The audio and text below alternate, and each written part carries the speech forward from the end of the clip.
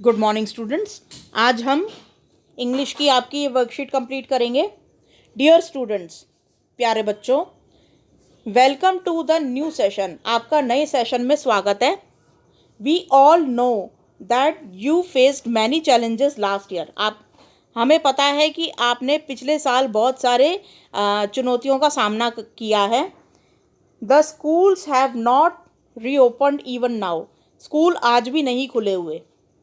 We do not know when we will be able to resume our classes in school. हमें भी नहीं पता कि अब हम कब क्लासेस ले पाएंगे स्कूल के अंदर। Few of your classmates from Delhi shared their feelings with us as a little notes given below. ये नीचे आपके ही समान कुछ बच्चे हैं जिन्होंने अपनी फीलिंग शेयर की हुई है, जो दिल्ली से बिलोंग करते हैं। तो एक एक की आप फीलिंग्स को यहाँ पर पढ़ते हैं भाई। Dear ma'am, I am feeling happy that I am in class 9th now. Madam ji, मुझे बहुत खुशी हो रही है कि मैं अब 9th क्लास में हूँ। But I am worried also, लेकिन मैं चिंतित भी हूँ। I am still worried that corona cases are going up and coming to school may be difficult. मैं इस बारे में चिंतित हूँ कि कोरोना केसेस जो हैं वो और बढ़ते जा रहे हैं लगातार, और स्कूल आना और भी ज़्यादा मुश्किल होता जा रहा है। I also feel that I am unable to follow all the instructions in the online classes.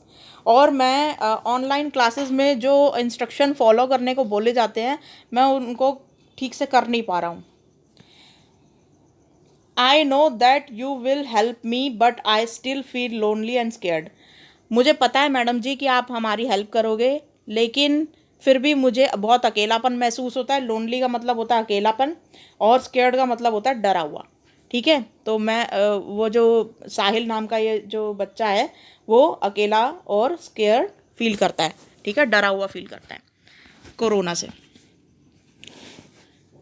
अब यहाँ पे रेनू के बारे में पढ़ते हैं कि उन्होंने क्या लिखा है। Dear ma'am, I am happy to be in class 9. The last 1 year was difficult but I learned many new things. मैं बहुत खुश हूँ कि मैं क्लास 9th में पहुँच गई हूँ, और मैं पिछला 1 साल बहुत डिफ़िकल्ट था, बट मैंने बहुत सारी नई चीज़ें सीखी। I learn I can use WhatsApp and Google for my learning. मैंने व्हाट्सअप सीखा, मैंने गूगल पे लर्निंग सीखी। I enjoyed working on the Padlet too. मैं अपने जो एक्चुअली होता क्या है, ये जो बड़ी स्क्रीन वाला जो फ़ोन होता है उसको पैडलेट बोलते हैं। तो बड़ी स्क्रीन वाले पैडलेट पे मुझे काम करने में बहुत मज़ा आता है, ऐसा रीनू बोलती है यहाँ पे। अब नेक्स्ट है, I was able to stay in touch with my friends through some of the activities you gave. मैं अपने स्कूल के फ्रेंड्स के साथ टच में थी जब आपने हमें मिलकर सिखाया था और कुछ काम दिया था करने को। It reminded me of my classroom. इसने मुझे मेरी क्लासरूम के बारे में याद दिला दिया। यहाँ पे ये लड़की मतलब कैसे टच में थी, ऑनलाइन काम जैसे देते थे ना, तो उसमें जैसे मैसेज के थ्रू आप लोग देखते हो कि 2-4 बच्चे अगर मैसेज कर रहे होते हैं तो आपस में ही बात करना स्टार्ट कर देते हो ग्रुप के अंदर। तो बिल्कुल वैसे ही वो लोग टच में थे। ठीक है, थोड़ी बहुत बातचीत हो जाती थी ग्रुप में। It reminded me my classroom. ये मुझे मेरे क्लासरूम की याद दिलाता था। Will we continue to study like this. क्या हम इस तरीके से कंटिन्यू रख सकते हैं अपनी स्टडीज़ को। यहाँ पे रेनू जो है वो बहुत खुश है। अच्छा, डियर मैम, यहाँ पे सिमरन के बारे में पढ़ रहे हैं हम। उन्होंने क्या लिखा है। I am feeling scared that corona cases are increasing. My parents go out every day to work. I worry for them also.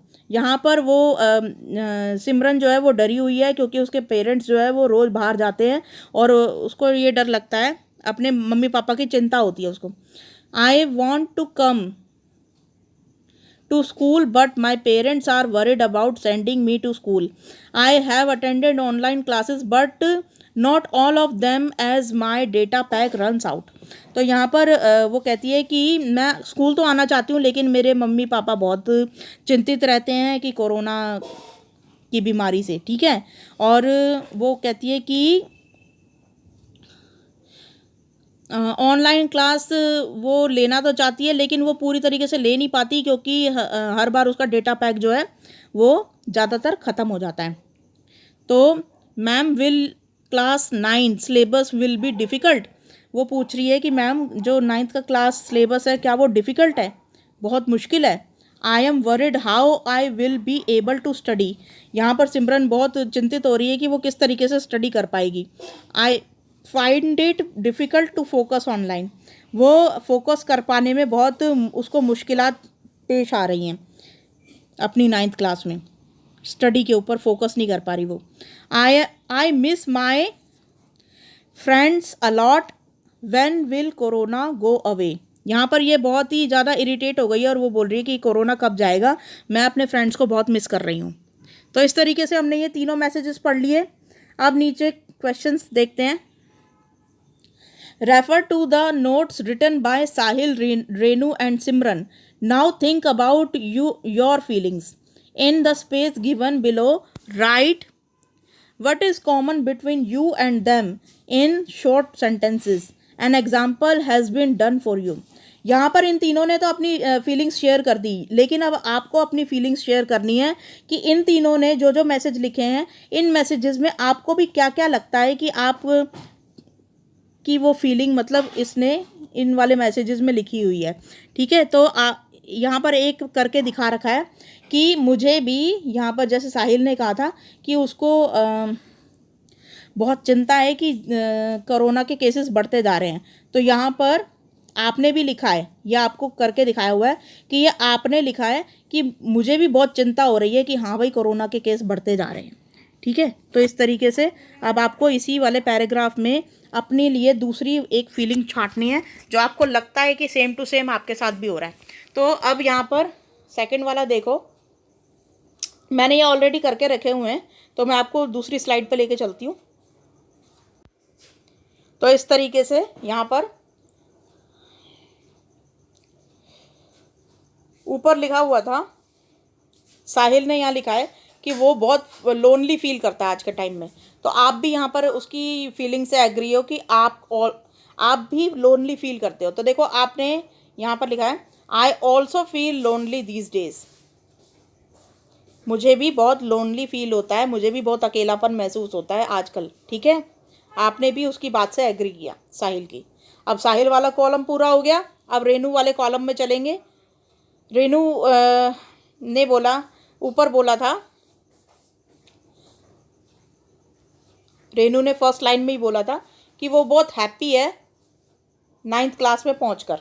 ठीक है, तो अब यहाँ पर करना क्या है, देखो एक चीज़ समझा देती हूँ मैं। ऑल्सो और टू, इन दोनों का ही मतलब होता है भी हिंदी के अंदर। ठीक है, ऑल्सो मैं भी, आई ऑल्सो मैं भी, आई टू मैं भी, दोनों का ही मतलब भी होता है। ठीक है, तो अब यहाँ पर मैंने वही इसी सेंटेंस के अंदर बस इतना लगा दिया, आई एम के बाद मैंने लिख दिया also. I am also happy to be in class 9। ठीक है, इस तरीके से मैंने ये यहाँ पर ये कंप्लीट कर दिया, I am also happy to be in 9th class. यानी कि आप भी एग्री करते हो रेनू से कि आप भी 9th क्लास में आके बहुत खुश हो। खुश हो ना सारे बच्चे?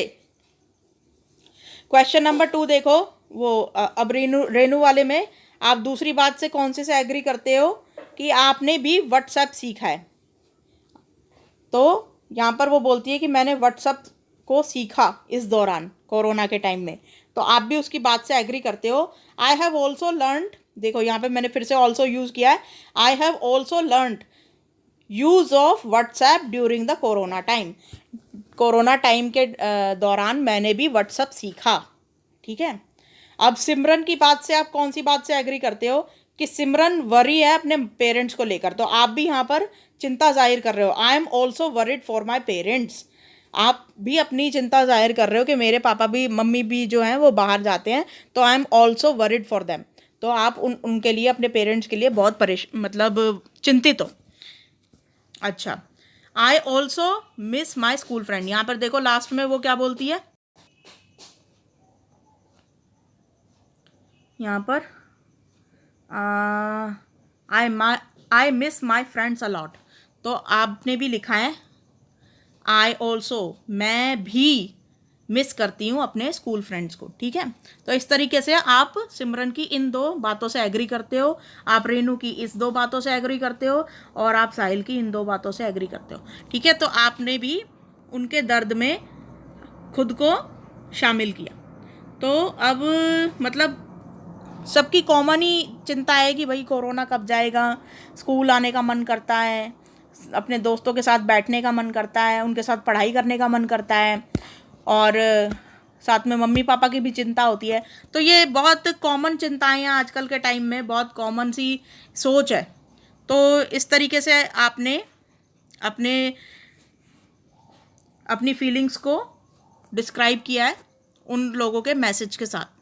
तो आई होप ये आज की वर्कशीट आपको समझ में आई होगी। Thank you.